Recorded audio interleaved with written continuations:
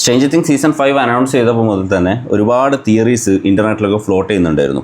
ഏതൊക്കെ ക്യാരക്ടേഴ്സ് മരിക്കും, എങ്ങനെയൊക്കെ സ്റ്റോറി മുന്നോട്ട് പോകും എന്നുള്ള രീതിയിൽ ഒരുപാട് ഡിസ്കഷൻസ് ഒക്കെ ഉണ്ടായിരുന്നു. ആ ഡിസ്കഷൻസിനെ ഒക്കെ കളിയാക്കിക്കൊണ്ട് സീസൺ 5 ഫിനാലെ ഇന്ന് ന്യൂ ഇയറിൽ റിലീസായിട്ടുണ്ട്.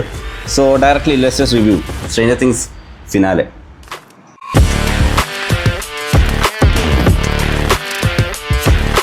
ഒരുപക്ഷെ മേക്കേഴ്സിൻ്റെ ഭാഗത്തല്ല ഈ പ്രശ്നം ഉണ്ടായിരിക്കുക, മേ ബി നമ്മൾ വ്യൂവേഴ്സിൻ്റെ അടുത്തായിരിക്കും. കാരണം എന്താണെന്ന് വെച്ച് കഴിഞ്ഞാൽ ഇത്തരം തിയറീസ് ഒന്നും നമ്മൾ ഒരിക്കലും എക്സ്പെക്ട് ചെയ്യാൻ പാടില്ലായിരുന്നു.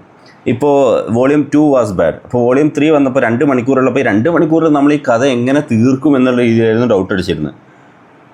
നമ്മളെ തന്നെ അങ്ങ് മാറ്റി നിർത്തിക്കൊണ്ട് ഒരു 1.25 മണിക്കൂറിൽ ആ വെക്ന സ്റ്റോറി ലൈൻ അല്ലെങ്കിൽ മൈൻഡ് ഫ്ലെയർ സ്റ്റോറി ലൈൻ അടുത്ത പ്ലാനറ്റ് റിയാലിറ്റി അതെല്ലാം ഒറ്റയടി അങ്ങ് പറഞ്ഞു തീർത്തു. With the power of friendship.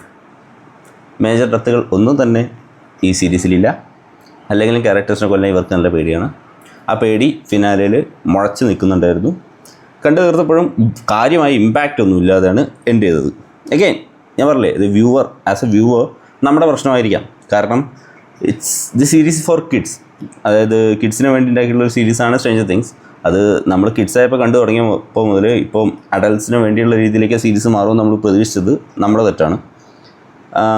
Anyways I would say like from Stranger Things what we can expect, അല്ലെങ്കിൽ എന്താണ് നമുക്ക് കിട്ടിയത്, ലൈക്ക് കിട്ടുമെന്ന് വിചാരിച്ചത് അത് തന്നെ കിട്ടിയിട്ടുണ്ട്, പ്രഡിക്റ്റബിളായിട്ട് തന്നെ. അല്ലാണ്ട് പ്രത്യേകിച്ച് ഒന്നും തന്നെ ഫിനാലയിലില്ല. നമ്മൾ വിചാരിച്ചതിൻ്റെ ഓപ്പോസിറ്റായിട്ട് പ്രത്യേകിച്ച് ഒന്നും തന്നെ ഫിനാലയിലില്ല. ഉള്ളത് നീറ്റായിരുന്നു, അല്ലാണ്ട് മൈൻഡ് ബ്ലോയിങ് ആയിട്ട് ഒന്നും തന്നെ ഫിനാലയിലില്ല. Give it a go and close that chapter.